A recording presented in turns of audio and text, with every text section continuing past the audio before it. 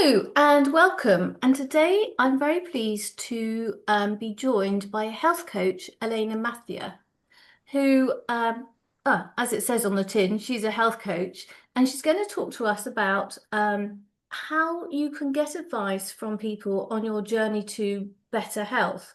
And I just thought it was quite interesting because we all know, we're meant to go to a gym if we're, want to get fit, or we might go to some I don't know if they still exist, Weight Watchers or something similar to go and lose weight. But where do you go for someone to sort of hold your hand and point you in the right direction when you just want to really improve your health?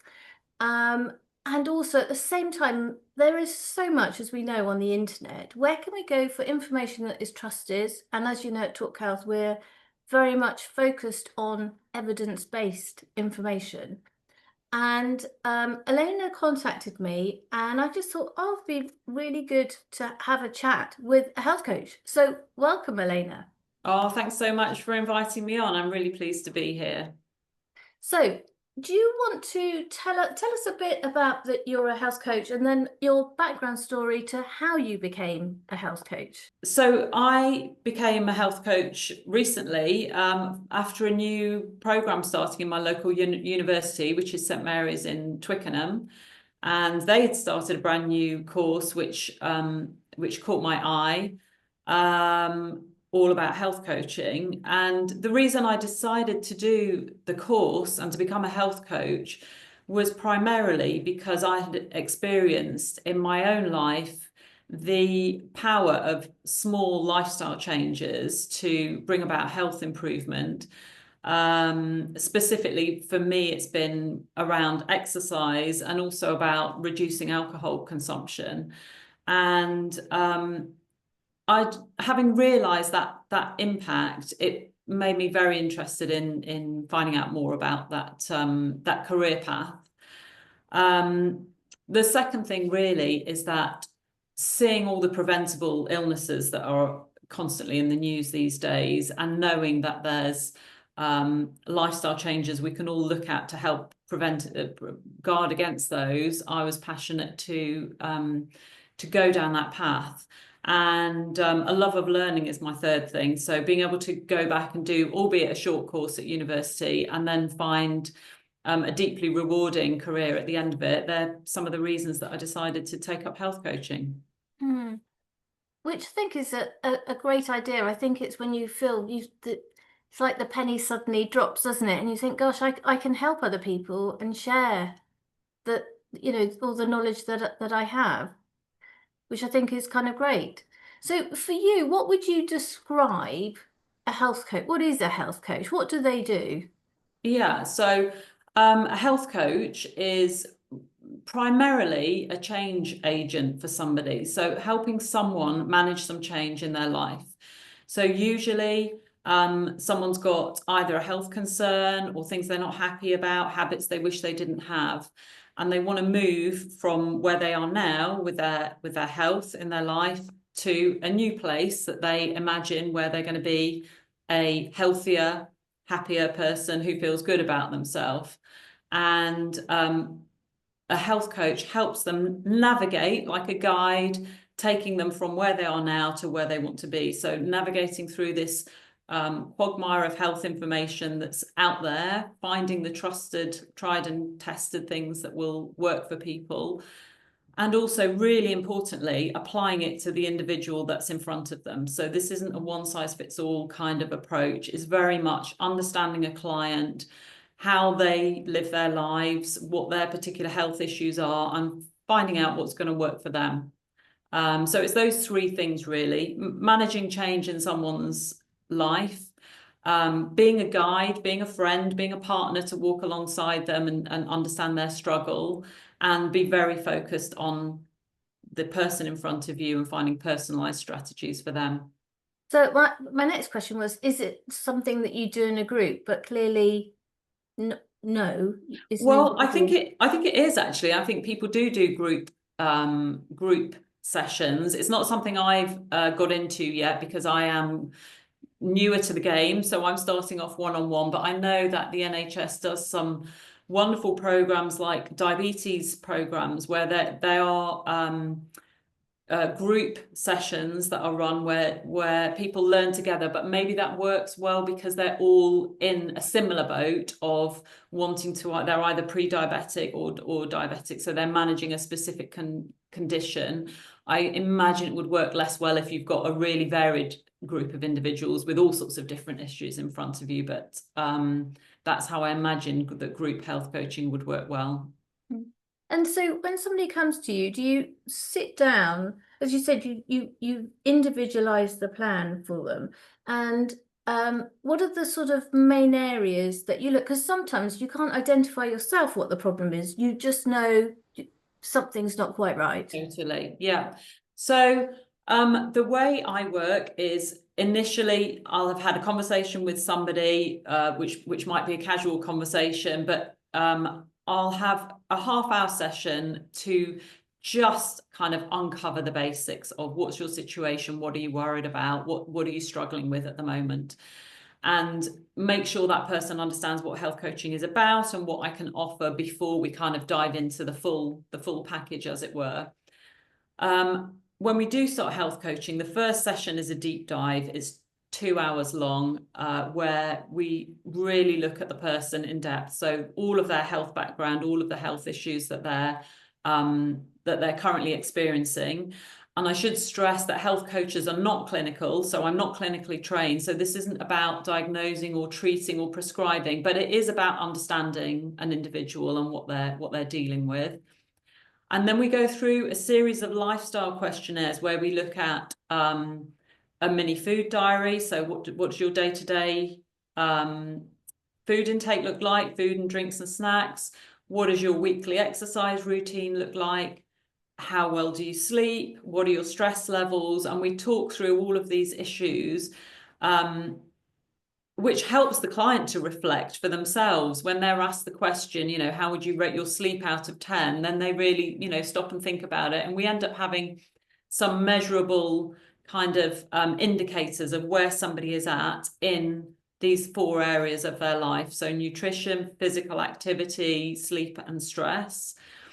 And then the client always leads where they want to focus their attention. But all of this deep dive has really helped them to remember or think about everything that they're struggling with and begin to prioritize. Where do we start with this?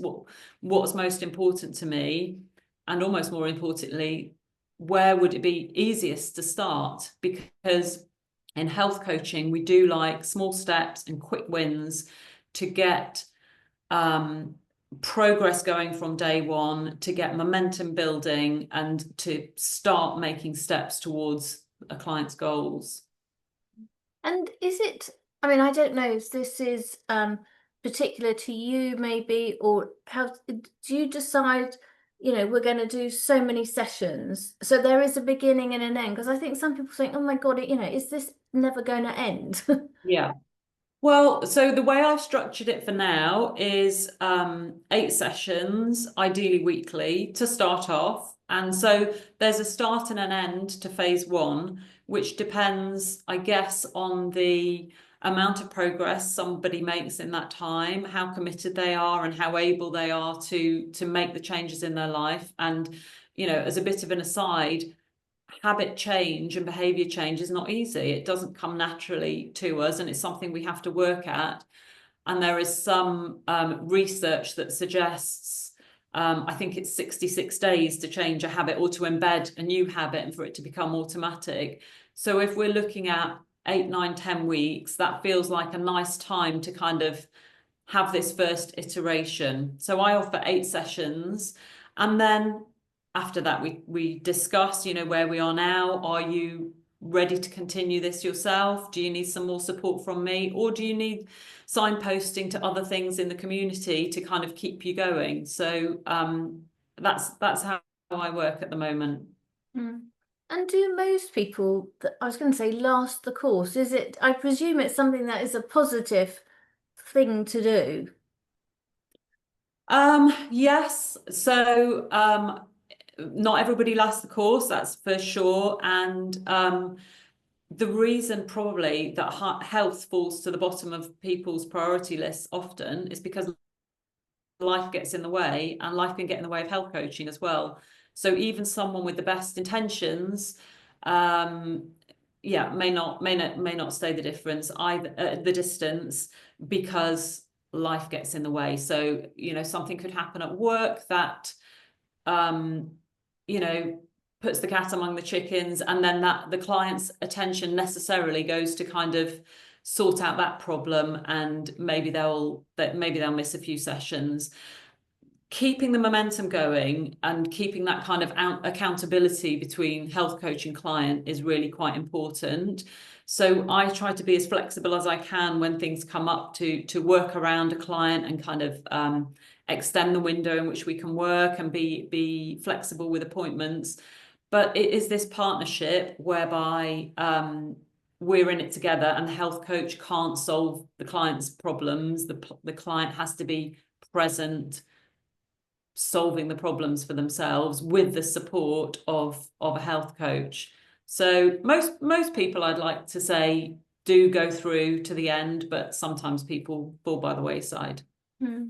I mean, I mean, every week we interview some healthcare professional, and it could be any condition that we're discussing, but it always falls back to the major that I think I mentioned to you before. Rangan Chatterjee mentions the sort of the four pillars, and Mhm. that's what everything sort of is: fundamental health, which isn't difficult, but it seems, we all sort of know it, but it's quite difficult to keep on the right track, isn't it? It's so intertwined. All these four pillars that you talk about, that are food, nutrition that we take in, exercise and physical activity that we do, how well we sleep, and then relaxation versus stress in our lives. And it's kind of easy to see how all of these things impact each other. For example, if you don't if you don't sleep well, you may make poor decisions the next day, and those poor decisions may be about what you're going to eat. You may skip meals, or go for ultra processed convenience food versus home cooking, because you haven't rested well, and you haven't got time, and you can't think well.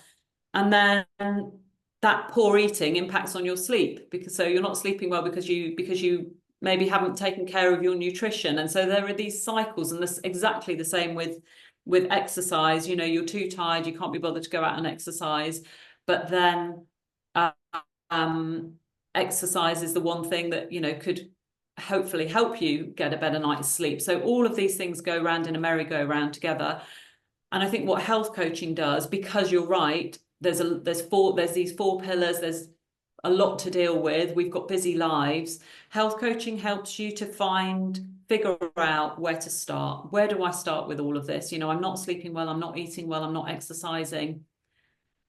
What do I do first? And health coaching is a great way to take stock of your life, and